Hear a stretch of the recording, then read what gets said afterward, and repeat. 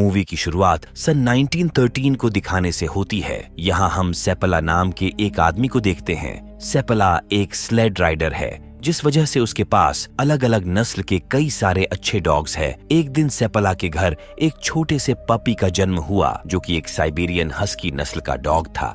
ये पपी बाकी पपीज से बहुत ही ज्यादा कमजोर था, जिस वजह से सेपाला को लगता है कि वो उसके किसी भी काम का नहीं है, इसलिए ये उस पपी को अपने पास रखना नहीं चाहता था। लेकिन सेपाला की पत्नी, जिसका नाम कॉन्स्टेंस है, वो ऐसा नहीं चाहती थी, क्योंकि वो उन पपीज को अपने बेटे की तरह मानती थी। इसीलिए कॉन्स्टेंस अपने पति से कहती है कि हमें उस पपी को एक मौका देना चाहिए। ये सुनकर सेपाला अपनी पत्नी की बात मान लेता है और वो टोगो को एक मौका देता है। दोनों मिलकर उस पपी का नाम टोगो रखते हैं। अब जैसे जैसे दिन बीत रहा था, टोगो बड़ा हो रहा था, लेकिन बड़ा होने के साथ साथ वो काफी ज्यादा शरारती भी हो गया था, जिस वजह से उसके अंदर जरा भी डिसिप्लिन नहीं होता। कॉन्स्टेंस चाहती थी कि सेपला टोगो को एक स्लेड डॉग बनाए, लेकिन वो कहता है कि टोगो कभी भी स्लेड डॉग नहीं बन सकता और अब वो समय आ गया है जब हमें उसे अलविदा कहना होगा। सेपला टोगो को अपने एक बेस्ट फ्रेंड को दे देता है, लेकिन कॉन्स्टेंस जानती थी कि टोगो इतना ज्यादा शरारती है कि कोई भी व्यक्ति उसे अपने पास नहीं रख सकता, और होता भी वैसा ही है। अगले ही दिन उसका फ्रेंड टोगो को वापस लेकर आता है। वो आदमी सेपला से कहता है कि तुम्हारा डॉग बहुत ही ज्यादा शरारती है, इसलिए मैं उसे अपने पास नहीं रख सकता। टोगो को वापस आने से सेपला खुश नहीं होता है, लेकिन उसकी पत्नी काफी खुश होती है। दरअसल टोगो सेपला के हर एक काम में अड़चन लाता है। वो जब भी अपने डॉग्स के साथ स्लेड की प्रैक्टिस करने जाता, तब वो टोगो को एक जगह पर बंद करके जाता था, लेकिन उसके जाते ही टोगो जमीन खोदकर घेरे के दूसरी तरफ निकल जाता है और कुछ ही समय में वो उस जगह पर पहुंच जाता है जहां सेपला अपने डॉग्स के साथ प्रैक्टिस कर रहा होता है। टोगो जब यहाँ आता है तो बाकी सारे डॉग्स टोगो के साथ खेलने लगता है, जिस वजह से उनकी प्रैक्टिस खराब हो जाती थी। और एक बार तो सेपाला पानी में भी गिर जाता है। टोगो की हरकतों से सेपाला काफी परेशान होता है, इसलिए अगले दिन वो उसे एक कमरे में बंद कर देता है। लेकिन टोगो किसी तरह से इस कमरे से भी बाहर निकल जाता है और वो दोबारा से उसी जगह पर पहुंच जाता है जहां बाकी डॉग्स की प्रैक्टिस चल रही थी। सेपाला टोगो की हरकतों से बहुत ही ज्यादा परेशान हो चुका था, इसलिए वो टोगो को अपनी एक फीमेल फ्रेंड को दे देता है। सेपाला की ये दोस्त बहुत ही ज्यादा स्ट्रिक्ट थी। वो कहती है कि मैं हमेशा घर में रहती हूँ, इसलिए टोगो को भी मेरे साथ घर में ही रहना पड़ेगा। सेपाला टोगो को अपनी फ्रेंड के पास छोड़कर यहाँ से चला जाता है, लेकिन उसके जाने के कुछ देर बाद टोगो खिड़की का कांच तोड़कर यहाँ से भाग जाता और वो सीधा उसी जगह पर आता है जहां सेपाला अपने डॉग्स के साथ प्रैक्टिस कर रहा था। सेपाला देखता है कि टोगो के हाथ में चोट लगी हुई है, इसलिए वो उसे स्लेड पर बैठाकर घर ले जाना चाहता था। लेकिन टोगो स्लेड पर नहीं बैठता था, क्योंकि वो बाकी डॉग्स के साथ दौड़ना चाहता है। अब ना चाहकर भी सेपला टोगो को बाकी डॉग्स के साथ बांध देता है। कुछ दूर आने के बाद सेपला देखता है कि टोगो बाकी डॉग्स के मुकाबले काफी तेज भाग रहा है, इसलिए वो एक जगह पर रुककर टोगो को सबसे आगे बांधता है। टोगो की स्पीड काफी तेज थी, जिस वजह से वो जल्दी से सबको घर पहुंचा देता है। टोगो के उस काम से सेपला काफी खुश और हैरान होता है। वो अपनी पत्नी से कहता है कि ये सिर्फ एक स्लेड डॉग ही नहीं, बल्कि ये एक लीड डॉग भी है। इसने दौड़ में सभी डॉग्स को पीछे छोड़ दिया। ये सुनकर कॉन्स्टेंस काफी खुश होती है, क्योंकि सेपला भी अब टोगो को पसंद करने लगा था। टोगो को लीड डॉग बनने के बाद सेपला अपने शहर में हो रहे सारे चैंपियनशिप्स को जीत जाता है, जिस वजह से टोगो और सेपला बहुत ही जल्द पूरे शहर में मशहूर हो जाते हैं। धीरे धीरे वक्त बीतता है और अब पूरे 12 साल बीत जाते हैं। सन 1925 का एक दिन जब सेपला अपने डॉग्स के साथ वापस अपने शहर आता है, तब उसका दोस्त डैन उसे बताता है कि हमारे शहर में एक महामारी फैल गई है, जिसका नाम डिप्थीरिया है। उस बीमारी की वजह से यहाँ मौजूद कई सारे बच्चों की तबीयत अचानक से खराब हो रही है और कई बच्चे तो गुजर भी चुके हैं। इसलिए शहर के मेयर एक इमरजेंसी मीटिंग बुलाते हैं। उस मीटिंग में सेपला भी आता है। मीटिंग में बताया जाता है कि उस बीमारी का एक एंटीडोट है और वो एंटीडोट यहाँ से 600 किलोमीटर दूर नेवाडा में है। वहाँ के लोग उस दवा को हेलीकॉप्टर से यहाँ पर नहीं भेज सकते, क्योंकि जल्द ही यहाँ का मौसम बहुत ही ज्यादा खराब होने वाला है। मेयर सेपाला से मौसम के बारे में पूछता है। सेपाला कहता है कि आज जब मैं घर वापस आ रहा था, तब मैंने रास्ते में देखा कि पहाड़ों से बहुत दूर एक तूफान चल रहा था, जो धीरे धीरे हमारे शहर की तरफ बढ़ रहा है। उस तूफान को देखकर मेरे सभी डॉग्स डर के मारे घर की तरफ भाग रहे थे। टोगो ने 12 साल में ऐसा पहली बार किया है, इसलिए अगर वो उस तूफान से डर रहा है तो हमें भी उससे डरना चाहिए, क्योंकि वो तूफान बहुत ही भयानक होने वाला है। हालांकि मेयर चाहता था कि सेपाला अपने स्लेड डॉग्स के साथ न्यूवाडा जाकर उस मेडिसिन को यहाँ ले आए, लेकिन सेपाला बिना कोई जवाब दिए ही यहाँ से चला जाता है। वो जब बाहर आता है तब एक डॉक्टर उससे लिफ्ट मांगता है। सेपाला उस डॉक्टर को लिफ्ट देता और वो उसे उसके हॉस्पिटल तक पहुंचाता है। यहाँ सेपाला जब खिड़की से हॉस्पिटल के अंदर देखता है तब उसे अंदर ढेर सारे बच्चे दिखाई देते हैं जो कि अपनी बीमारी से लड़ रहे थे और उसकी हालत बहुत ही गंभीर होती है। बिना मेडिसिन के उन्हें बचाया नहीं जा सकता था। जब सेपाला अपने घर आता है तब रात में वो अपनी पत्नी से कहता है कि मैं नेवाडा मेडिसिन लेने के लिए जरूर जाऊंगा, लेकिन उसकी पत्नी ऐसा नहीं चाहती थी क्योंकि वो जानती थी कि ऐसे खतरनाक मौसम में 600 किलोमीटर दूर जाना खुदकुशी करने जैसा होगा। लेकिन सेपाला कहता है कि मुझे मेडिसिन लाने के लिए जाना ही होगा क्योंकि हॉस्पिटल में मैंने जिन बच्चों को देखा है वो सारे बच्चे हमें जानते हैं और मैं अपने साथ टोगो को भी लेकर जाऊंगा। लेकिन उसकी पत्नी कहती है कि टोगो अब 12 साल का हो चुका है और तुमने ही कहा था कि वो 115 मील तक का भी सफर तय नहीं कर सकता, और जिस सफर पर तुम जाने वाले हो वो तो पूरे 600 मील का है। तुम टोगो से बहुत ज्यादा प्यार करते हो और मैं नहीं चाहती कि टोगो की मौत का जिम्मेदार तुम बनो। पर सेपाला टोगो के बिना जाना नहीं चाहता था। अगली सुबह सेपाला अपनी पत्नी को अलविदा कहकर न्यूवाडा की तरफ निकल पड़ता है। जैसे जैसे सेपाला अपने डॉग्स के साथ आगे बढ़ रहा था वैसे वैसे तूफान भी तेज हो रहा था। तूफान में इतनी तेज बर्फीली हवाएं होती है कि सेपाला को आगे कुछ भी दिखाई नहीं देता। टोगो सबसे आगे था और सेपाला लगातार अपने डॉग्स को आगे बढ़ने के लिए कहता है क्योंकि उसे जल्द से जल्द न्यूवाडा पहुंचकर उस मेडिसिन को लेकर वापस आना है। वो लोग एक बेहद ही गहरी ढलान पर होते हैं कि तभी टोगो रुक जाता है। सेपाला को कुछ भी समझ नहीं आता कि आखिर टोगो क्यों रुका, इसलिए जब वो नीचे उतर कर देखता है तो उसे सामने एक बहुत ही गहरी खाई दिखाई देती है। टोगो ने इतने खतरनाक तूफान में भी इस खाई को देख लिया था, इसलिए वो यहाँ पर रुक गया था, जिस वजह से उसने सेपाला और बाकी डॉग्स की जान बचा ली थी। सेपाला यहाँ देखता है कि टोगो का पैर जख्मी हो चुका है जिसके अंदर से खून निकल रहा था। अब पूरे दिन सफर करने के बाद ये लोग एक आउटपोस्ट पर पहुंचते हैं। इस जगह पर एक डॉक्टर होती है। वो सेपाला से कहती है कि तुम्हारा डॉग टोगो बहुत थक चुका है। दरअसल टोगो 12 साल का हो चुका था और इतना लंबा सफर उसके लिए ठीक नहीं है। लेकिन अगली सुबह होते ही सेपाला और उसका लीडिंग डॉग टोगो बाकी सभी डॉग्स के साथ इस बर्फीले भयंकर तूफान में आगे की तरफ लगातार बढ़ रहे थे। दूसरी तरफ हम देखते हैं कि हॉस्पिटल में उन बच्चों की तबीयत लगातार बिगड़ती जा रही थी और इधर सेपाला लगातार आगे बढ़ रहा होता है। वो शॉर्टकट लेकर जल्द से जल्द न्यूवाडा पहुंचना चाहता था ताकि वो उस मेडिसिन को ले सके। आगे बढ़ते समय उनके सामने एक जमी हुई झील आती है जिस पर से चलना बहुत ही खतरनाक साबित हो सकता था, और तो और उसके सामने से एक बहुत ही भयानक तूफान भी इनकी तरफ आ रहा था। लेकिन सेपाला यहाँ पर डरता नहीं है। वो अपने डॉग्स से कहता है कि आगे बढ़ो। टोगो सभी डॉग्स को लीड करता हुआ आगे बढ़ता है। स्लेड को चलने से लेक पर जमी हुई बर्फ क्रैक हो रही थी, लेकिन टोगो यहाँ काफी तेजी से दौड़ता हुआ उस झील को पार कर देता है।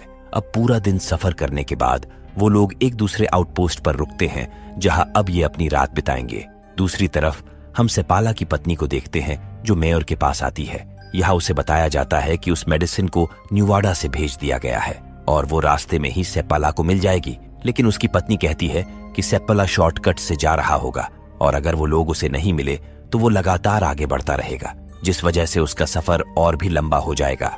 उधर हम सेपाला को देखते हैं जो सुबह होने पर अपने डॉग्स के साथ अपने आगे के सफर के लिए निकल जाता है। हालांकि टोगो की हालत काफी खराब थी, लेकिन फिर भी वो रुकना नहीं चाहता था।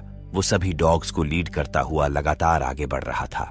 हम देखते हैं कि सेपाला सच में शॉर्टकट्स लेकर आगे बढ़ रहा था और अगर रास्ते में वो उस आदमी से नहीं मिला जो न्यूवाडा से मेडिसिन लेकर उसकी तरफ आ रहा है तो वो खुद न्यूवाडा पहुंच जाएगा जहां पर उसे मेडिसिन नहीं मिलेगी। सेपाला बहुत ज्यादा थक चुका होता है और उसकी आंखें लगातार बंद हो रही थी, लेकिन उसके डॉग्स लगातार बिजली की रफ्तार से इस तूफान में आगे बढ़ रहे थे। हम यहाँ एक आदमी को देखते हैं जिसका नाम हेनरी है। हेनरी वही आदमी है जो न्यूवाडा से मेडिसिन लेकर सेपाला की तरफ आ रहा था। हेनरी ऊपर होता है लेकिन सेपाला नीचे अपने डॉग्स के साथ आगे बढ़ रहा था। हेनरी उसे बुलाता है और चिल्लाते हुए उसके पीछे भागता है, लेकिन यहाँ पर तेज हवाएं चल रही थीं जिस वजह से सेपाला को उसकी आवाज सुनाई नहीं देती। लेकिन खुशकिस्मती से टोगो हेनरी की आवाज सुन लेता है। हेनरी को यहाँ लगता है कि सेपाला ने उसे नहीं देखा, इसलिए वो उदास हो जाता है, लेकिन तभी वो देखता है कि सेपाला वापस आ रहा है। दरअसल टोगो आगे जाकर रुक गया था। हेनरी सेपाला को वो मेडिसिन देता है जिसके लिए वो यहाँ इतनी दूर आया है। दोनों एक आउटपोस्ट पर रुके हुए थे। टोगो की हालत देखकर हेनरी कहता है कि तुम अपने इस डॉग को यहीं पर छोड़ दो क्योंकि उसकी हालत बहुत ही खराब है। इस खतरनाक तूफान में मैंने अपने कई सारे डॉग्स को खो दिया है, इसीलिए मैं नहीं चाहता कि तुम भी अपने डॉग को खो दो। ये सुनकर सेपाला उसकी बात मानने से मना कर देता है और कहता है कि टोगो मेरा लीड डॉग है जिसके बिना मैं आगे बढ़ ही नहीं सकता। अब सेपाला मेडिसिन लेकर वापस से अपने शहर जाने वाला था। वापस आते समय उनके रास्ते में फिर से वही जमी हुई खतरनाक झील आती है जिसे इन्होंने एक दिन पहले पार किया था, जिसके ऊपर चलने से क्रेक आ रहे थे और अगर ये लोग इस रास्ते से नहीं गए तो इनका रास्ता एक दिन के लिए और भी लंबा हो जाएगा। इसलिए सेपाला यहाँ फैसला करता है कि वो इसी रास्ते से वापस जाएगा। वो टोगो से कहता है कि आगे बढ़ो। टोगो सभी डॉग्स को लीड करते हुए तेजी से इस झील को पार करने लगता है। हम देखते हैं कि झील के अंदर से पानी निकलना शुरू हो गया है और अगर उन्होंने झील को जल्दी से पार नहीं किया तो वो सारे लोग पानी में डूबकर मारे जाएंगे। टोगो और बाकी डॉग्स काफी तेजी से भागते हैं, जिस वजह वो लोग किनारे तक पहुंच जाते हैं। ये लोग झील से बाहर निकल पाते कि उससे पहले ही ये लोग जिस बर्फ के टुकड़े के ऊपर खड़े हुए थे वो टुकड़ा पानी में तैरने लगता है। अब इन लोगों के सामने पानी था। सेपाला यहाँ जल्दी से टोगो को उठाकर किनारे पर फेंक देता है और कहता है कि खींचो, ताकि बर्फ के जिस टुकड़े पर वो लोग मौजूद है वो टुकड़ा किनारे तक आ सके। टोगो जख्मी होने के बाद भी अपनी पूरी ताकत लगाकर उस टुकड़े को खींचता है, जिस वजह से वो बर्फ का टुकड़ा किनारे तक आ जाता है और सभी लोग उस जमी हुई झील से बाहर आ जाते हैं और सब लोगों की जान बच जाती है। इसके बाद ये लोग उसी आउटपोस्ट पर आते हैं जहां एक औरत डॉक्टर थी। ये डॉक्टर जब टोगो को देखती है तब उसकी आंखों में आंसू आ जाते हैं। सेपाला पूछता है कि क्या हुआ। तब वो डॉक्टर बताती है कि तुम्हारा डॉग मर रहा है क्योंकि उसकी हालत बहुत ही ज्यादा खराब है। ये सुनकर सेपाला को भी बहुत दुख होता है क्योंकि वो अपने डॉग टोगो से बहुत ही ज्यादा प्यार करता है। आउटपोस्ट पर रात बिताने के बाद अगली सुबह जब ये आगे बढ़ रहे थे तब सेपाला टोगो को स्लेड के आगे नहीं बांधता बल्कि वो उसे स्लेड पर बैठाता है क्योंकि वो बीमार होने के साथ साथ काफी कमजोर हो चुका था। लेकिन टोगो स्लेड पर नहीं बैठता, वो उठकर वापस से सबसे आगे आकर खड़ा होता है। सेपाला उसे दोबारा से स्लेड पर बैठाता है लेकिन टोगो फिर से आगे आता है। ये देखकर सेपाला समझ जाता है कि टोगो अभी भी लीड करना चाहता है और वो आराम करना नहीं चाहता, इसलिए वो उसे आगे बांध देता है, जिसके बाद वो आगे बढ़ते रहते हैं। कुछ घंटों का सफर तय करने के बाद तूफान इतना ज्यादा भयानक रूप ले लेता है कि सेपाला को अपने आगे कुछ भी दिखाई नहीं देता और उसे रास्ता भी नहीं दिखाई नहीं देता कि आखिर उसे जाना किस तरफ है। सेपाला टोगो के पास आता है और कहता है कि मुझे कुछ भी नहीं पता, मैं रास्ता नहीं देख सकता, तुम्हें ही हमें रास्ता दिखाना होगा और अगले आउटपोस्ट तक पहुंचाना होगा। जिसके बाद सेपाला अपने पूरे चेहरे को ढककर स्लेड के ऊपर लटक जाता है और टोगो आगे बढ़ना शुरू करता है। लेकिन कुछ घंटों का सफर तय करने के बाद टोगो एक जगह पर आकर बैठ जाता है। सेपाला देखता है कि टोगो के साथ साथ बाकी सभी डॉग्स भी बैठ चुके हैं। वो टोगो के पास आकर कहता है कि तुम्हें उठना होगा और आगे बढ़ना होगा। अगर हम यहाँ से आगे नहीं गए तो हम सब के सब यहाँ पर मारे जाएंगे। लेकिन टोगो उसकी बात का कोई भी जवाब नहीं देता। सेपाला को यहाँ एक रोशनी दिखाई देती है। यहाँ एक आदमी लालटेन लेकर उसके पास आता है। दरअसल ये जगह अगली आउटपोस्ट थी जहाँ टोगो को आना था। ये देखकर सेपाला बहुत ही इमोशनल हो जाता है क्योंकि टोगो ने आज सबकी जान बचाई है।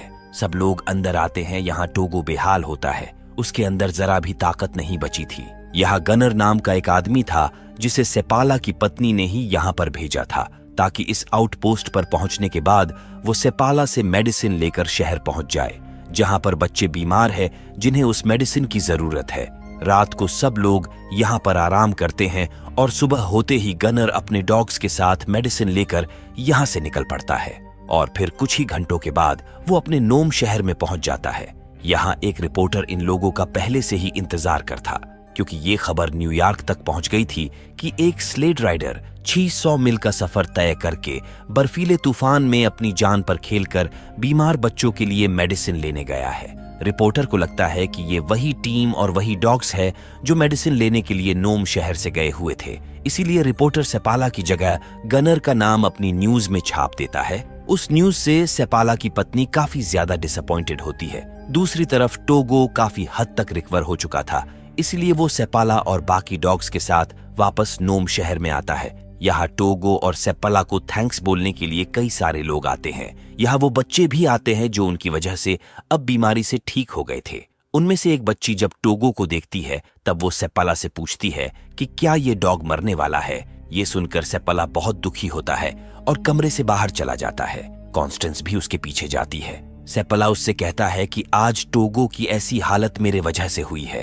वो 12 साल का डॉग था, इसलिए उसे मुझे अपने साथ नहीं लेकर जाना चाहिए था। लेकिन कॉन्स्टेंस कहती है कि क्या टोगो के अलावा कोई और वो काम कर सकता था। ये सुनकर सेपाला कुछ भी नहीं कहता, क्योंकि वो जानता था कि वो काम टोगो के अलावा कोई भी नहीं कर सकता था। अब अगले दिन सेपाला फिर से अपने बाकी डॉग्स के साथ स्लेड प्रैक्टिस के लिए जा रहा था। लेकिन टोगो जब ये देखता है तब वो घर पर नहीं रुकता, वो भी लंगड़ाता हुआ सेपाला के पास पहुंच जाता है।